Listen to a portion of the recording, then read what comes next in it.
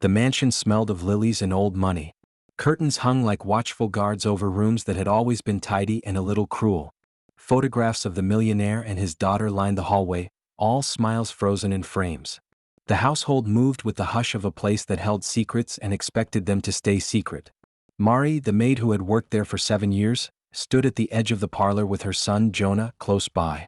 He was 12 but carried an old calm, the kind that comes from watching too much sorrow. The maid had dressed in the only suit she owned for the funeral, a plain black dress. Her hands trembled in a way she tried to hide. The millionaire's family had gathered in a bright, quiet storm. The father sat like a statue, looking smaller in his tailored suit than anyone remembered. Guests murmured rehearsed condolences. Photographers loitered like vultures, polite and hungry. Behind them, the casket waited, a dark promise at the front of the room. Jonah lingered by the flowers. He had been near the terrace the afternoon the daughter had been found. He had seen something then that made his chest tight. He could not explain it to adults, and when he tried they had smiled and said children had wild imaginations. But the thing Jonah saw was not imagination. As the ceremony began, people recited memories of the millionaire's daughter that were all soft edges and gilded moments. They spoke of charity galas, of summers in Europe, of laughter that filled rooms. The air felt heavy with the kind of praise that masks a lack of truth. The coffin lid was about to close. Hands touched the wood. Someone asked for silence to offer a final blessing. Jonah's fingers tightened on his mother's sleeve. He stepped forward before she could pull him back. He walked up the aisle, heart hammering. For a child's small stride his walk felt enormous. He stopped at the casket and peered in. The gathered faces turned to him with that flash of irritation reserved for interruptions to grief that endangers nobody's comfort. Jonah leaned in and whispered, "The scar on her wrist is wrong." He had seen the daughter's wrist clearly that afternoon, a pale, faded mark, like a crescent moon near the thumb. This coffin held a wrist unmarked, smooth and clear as porcelain. Conversation died like an old clock wound down. Someone asked him what he meant. Others laughed as if a child had offered a riddle. But the millionaire's face shifted like a mask being lifted. He ordered the lid opened. The hush that followed felt like the moment before thunder. The casket was opened and the truth lay inside like a folded map leading nowhere. The body was beautiful and peaceful, but the wrist had no crescent, no faded moon. Instead there was a thin blue tattoo of a tiny anchor near the thumb that Jonah had never seen before. The father rose pale. Guests shifted uncomfortably. Murmurs started then spread. Someone insisted there must be a mistake. The undertaker checked the papers, his fingers clumsy over certificates and tags. Questions moved like a flock of startled birds through the room. Mari held Jonah close. Her mind raced back to the afternoon when Jonah had found the daughter in the rose garden, pale and still.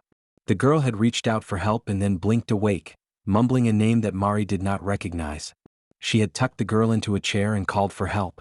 Later, when the ambulance came, the millionaire had insisted she be taken to the hospital. Later still, Mari had seen the girl's wrist, the crescent mark, when she tied a scarf to warm her. The mark had been unmistakable. The father demanded an explanation. The undertaker apologized, explaining that bodies are sometimes misidentified when funerals are arranged rapidly. But the millionaire would not hear reason yet.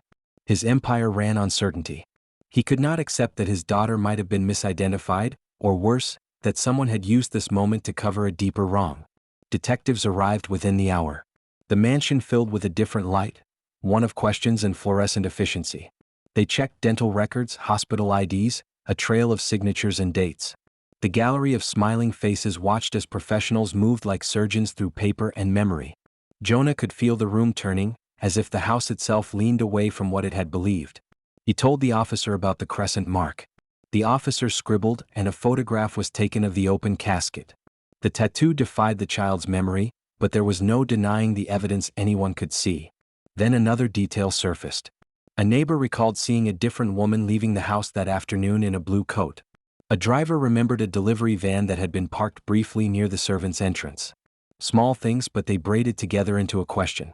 As the day wore into the late afternoon, it became clear someone had engineered a cruel deception. Someone had prepared a different body, cleaned and dressed and placed to look like the daughter, and the real daughter had not been the body in the casket. Panic moved through the household like a new kind of sickness. The millionaire's face crumpled. He staggered, and in a garden that had once held laughter he shouted the daughter's name until his voice became raw. He begged the detectives to find her, to tell him she'd simply wandered and would come home. His money and power flinched and failed against the uncertainty now filling every room. Jonah insisted he had seen the girl that day, alive. He remembered the way her lips had trembled, the color under her eyes. He could draw the crescent with his finger in the air to prove it. The detectives looked at him differently then, not as a child but as a witness with a strange, stubborn clarity. Mari watched the millionaire, seeing not a villain but a father undone. He had protected himself in many ways, but he had also loved someone enough to throw his life into a display of grief. The house that had once shielded cruelty now felt exposed, like a skeleton in the sun. A search began that evening. Neighbors were questioned, cameras were checked, and gardeners were asked to recall the paths they had seen.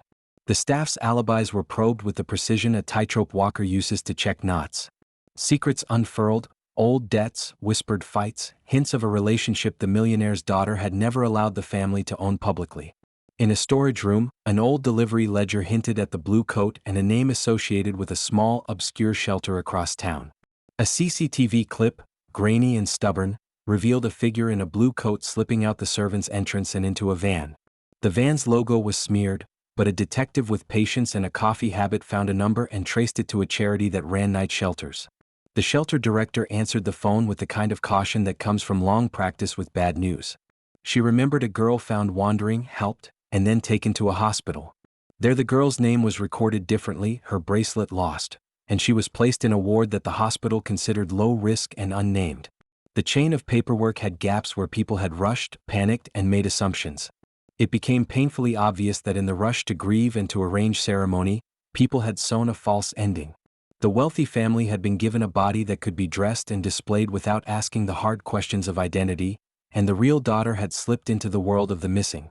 The millionaire collapsed into a chair, the fabric of his certainty shredded. He clutched old photographs and searched them for the face that matched the girl who had vanished. He called numbers that once felt like lifelines and found them dead or routed. Every person who had once existed to confirm his life seemed now to be a stranger. Jonah's voice remained steady as the storm of adults spun wildly. He described the crescent, the way the girl had said please, the way she had tried to hold his hand. He described a laugh that was not completely broken. Mari's memory joined his, and their small stories stitched themselves into a portrait that felt truer than the one set out on pedestals. Days turned into a blur of interviews and painfully slow leads. The funeral that had been scheduled was postponed. The casket remained open at the coroner's request. The millionaire refused to let them close it again, as if leaving the lid open was a way to keep hope breathing. Rumors scattered into the city. Some said the daughter had staged her own death to escape an engagement. Others whispered that she had been kidnapped by someone jealous of the family's fortune.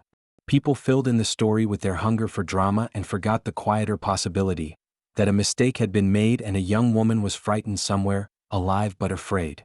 Jonah and Mari slept on a couch near the nursery, refusing to leave a place that had become a pivot point for truth. They visited the hospital records at dawn, and slowly, small entries were found that did not match the family's recollection. A nurse recalled bringing a girl from triage who had no identification. The nurse spoke of a crescent mark on the wrist and a name the girl had given that matched none of the family's files. The detective arranged a careful plan to search missing persons shelters and check local transportation logs. The millionaire volunteered his private investigators and assets, his pride reduced to tools. He called in favors from media contacts, but now the publicity felt like another predator on the trail of the missing girl. Then on a rainy morning a lead came.